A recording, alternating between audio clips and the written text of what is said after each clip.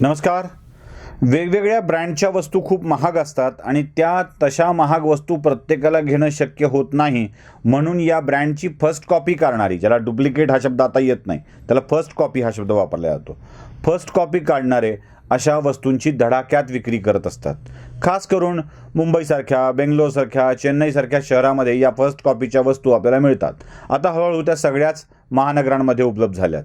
म्हणजे आता अगदी मोबाईलसुद्धा फर्स्ट कॉपी मिळायला लागल्यात. म्हणजे पूर्वी घड्याळं, गॉगल या सगळ्या गोष्टी फर्स्ट कॉपी म्हणून विकल्या जायच्या. आता मोबाईलसुद्धा, म्हणजे अगदी सॅमसंगचा मोबाईलसुद्धा फर्स्ट कॉपीच्या स्वरूपामध्ये आपल्याला विकत घेता येऊ शकतो. ही फर्स्ट कॉपी इतकी बेमालूम असते की कळतही नाही की हे डुप्लिकेसी आहे, हे चुकीचं आहे. म्हणजे जसा ग्रे मार्केट हा शब्द आला ना, म्हणजे वस्तू तर ओरिजिनल पण बिना पावतीची विकायची, त्याला ग्रे मार्केट. वस्तू डुप्लिकेट पण ती ओरिजिनलसारखी भासते, याला म्हणायचं फर्स्ट कॉपी. असा फर्स्ट कॉपी आणि ग्रे मार्केटचा धंदा राजकारणात खूप जोरात सुरू असतो. मी तुम्हाला इकडून थेट राजकारणावरती आणतोय. आपल्या सोयीचं करण्यासाठी ते ओरिजिनल आहे हे दाखवायचा प्रयत्न इतका असतो ना. आम्ही कसे तटस्थ आहोत, आम्ही कसे पारदर्शक आहोत, आम्ही कसे प्रामाणिक आहोत, हे दाखवायचा प्रयत्न होत असतो. राज्यातल्या सहकारी बँका, खास करून जिल्हा मध्यवर्ती बँका, यामध्ये होणारी नोकर भरती आणि त्यातले घोटाळे आपल्या सगळ्यांना चांगल्या पद्धतीनं ठाऊक आहेत, अगदी उत्तम पद्धतीनं ठाऊक आहेत. तिथे आपल्या आवश्यक असणाऱ्या लोकांनाच या सगळ्या प्रक्रियेमध्ये भरती केलं जातं. म्हणजे कुणाचा भाचा, कुणाचा पुतण्या, कार्यकर्त्याचा पुतण्या, कार्यकर्त्याचा मुलगा, मुलगी, या सगळ्या माणसांना जिल्हा बँकांच्या, नागरी सहकारी बँकांच्या सेवेमध्ये घेतलं जातं. जर तुम्ही नागरी सहकारी बँकांची कर्मचाऱ्यांची यादी काढली आणि संचालकांची यादी काढली तर तुमच्या लक्षात येऊन जाईल की बहुतेक वेळा यांचे कुणीतरी जवळचे नातेवाईकच भरती झालेले आहेत. ऑलमोस्ट 60% लोक अशा स्वरूपाची भरती झालेली असतात. आता या सगळ्यावर जेव्हा आवाज उठू लागला तेव्हा नियंत्रण आणणं आवश्यक आहे असं वाटू लागलं. बरं, नियंत्रण आणावं आणि नोकर भरती तटस्थ व्यक्तींच्या ताब्यात द्यावी, तटस्थ संस्थांच्या ताब्यात द्यावी असं झालं तर घोटाळा एक होण्याची शक्यता असते की मोठ्या वोट बँकेला धक्का लागू शकतो. म्हणजे नोकरी लावता येऊ शकते म्हणून तर लोक तुमच्या जवळ असतात आणि तेच जर अस्त्र काढून घेतलं तर मग राजकारणातलं स्थान कसं राहील? संस्था स्थापन करायच्या कशा करता? एक तर भ्रष्टाचार करता यावा आणि लोकांना कामाला लावता यावं, या दोन्हीसाठी संस्था स्थापन करायच्या असतात. मग लोकांना कामाला लावताच येणार नसेल तर या संस्था स्थापन करून फायदा काय? नियम तर झाले पाहिजेत. आपण तटस्थ आहोत असं वाटलं पाहिजे, आपण पारदर्शक आहोत असं वाटलं पाहिजे. मग पारदर्शकतेचे नियमही आणायचे आणि घोटाळेही करायचे, अशी एक व्यवस्थित पद्धत आपल्याकडं यंत्रणेत लावलेली असते. तशीच पद्धत आता लागू होते. राज्यातल्या सगळ्या सहकारी बँकांच्या नोकर भरतीसाठी काही पॅरामीटर, मार्गदर्शक तत्व आणि निर्बंध सरकारने घातलेले आहेत. काय ते निर्बंध जरा नीट बघूया आपण एक एक एक एक टप्प्याने. आता नागरी सहकारी बँकांमध्ये जिथे 20 पेक्षा अधिक पदांची भरती होते, पहिला घोटाळा, 20 पेक्षा अधिक पदांची भरती होते, त्यांना आता स्वतः भरती करता येणार नाही. त्यांना एक अशी स्वतंत्र यंत्रणा स्थापन करावी लागेल, एजन्सी स्थापन करावी लागेल. आणि ही एजन्सी कशी स्थापन करायची? प्राधान्य कुणाला द्यायचं? तर नागरी सहकारी बँक फेडरेशन, राज्य सहकारी बँक असोसिएशन आणि जिल्हा सहकारी बँक असोसिएशन, या ज्या संघटना आहेत या वेगवेगळ्या, या असोसिएशनने आणि फेडरेशननी मिळून किंवा यांना प्राधान्य देऊन अशी तटस्थ एजन्सी स्थापन करायची आहे. सहकार आयुक्तांनी दिलेल्या पॅनलमधूनच एकाची नियुक्ती करायची आहे आणि या पदांची भरती करायची आहे. म्हणजे एक तटस्थ एजन्सी येऊन जाईल, जी परीक्षा घेईल, मुलाखती घेईल आणि त्यानंतर भरती होईल.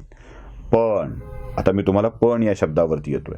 जगलरी कशी असते बघा, नियम तर करायचा आणि सूट तर मिळाली पाहिजे. पण यात काय काय वगळले बघा. म्हणजे पहिल्यांदा 20 पेक्षा अधिक पदांची भरती होत असेल तिथे, म्हणजे 19 पदांची भरती होणार असेल तर असं काहीही होणार नाही. म्हणजे कोणताही नियम लावायची गरज नाही. मग 10-10ची, 5ची, 17ची, 18ची भरती करून तुम्ही घेऊ शकता. 20 पेक्षा अधिक म्हणजे नियम तर लावलाय, सवलत तर दिली आहे. दुसरं, शिपाई, वॉचमन ही खालची पदं त्यातून वगळलेली आहेत. म्हणजे वॉचमन नेमायचा असेल तर तुम्ही वेगळ्या एजन्सीकडून नेमू शकता आणि शिपाई घ्यायचा असेल तर सुद्धा तुम्ही नियुक्त करू शकता. त्यामुळे या खालच्या पदांना हे नियम लागू नाहीत. आणखी वरिष्ठ स्तरावरील व्यवस्थापक आणि शाखा व्यवस्थापक या 2 पदांसाठी या भरतीचे निकष लागू नाहीत. जे सिनियर लोन मॅनेजर असतो, वसुलीचा रिकव्हरीचा मॅनेजर असतो, अजून कुठला मॅनेजर असतो, याला हे नियम लागू नाही आहेत. ब्रँच मॅनेजरला म्हणजे शाखा व्यवस्थापकांना हे नियम लागू नाही आहेत. मग कारकुनी पदांची भरती करायची आहे. म्हणजे बँक चालवणारे अधिकारी हे आपापल्या पद्धतीनं नेमता येतात आणि त्यांच्याकडून आपल्याला हवी तशी बँक चालवता येऊ शकते. म्हणून या 2 पदांना यातून वगळलेलं आहे. आणि बाकीच्या पदांच्या भरती या अशा एजन्सीमार्फत करायच्या आहेत. आता एजन्सीच नेमून भरती करायची असेल तर एजन्सी नेमण्याची जबाबदारी कोणावर आहे? नागरी सहकारी बँकांचं फेडरेशन, राज्य सहकारी बँकेचं असोसिएशन आणि जिल्हा बँकेचं असोसिएशन. म्हणजे पुन्हा कुलूप लावायचं, तिजोरी बंद करायची आणि लुटणाऱ्यांच्या हातात चाव्या देऊन टाकायच्या. म्हणजे फक्त हे सामूहिक लुटालुटीचा प्रकार सगळा सुरू होऊन जाईल. तुम्ही आम्हाला मदत करा, आम्ही तुम्हाला मदत करतो, अशा स्वरूपाचा हा प्रकार सुरू होऊन जाईल. माझं एक मत याच्यामध्ये असं आहे की राज्यात भरती करायची असेल तर MPSC आहे, दुय्यम सेवा निवड मंडळ आहे. जिल्ह्यात भरती करायची असेल तर जिल्हा निवड मंडळ आहे, ज्याचे जिल्हाधिकारी अध्यक्ष असतात.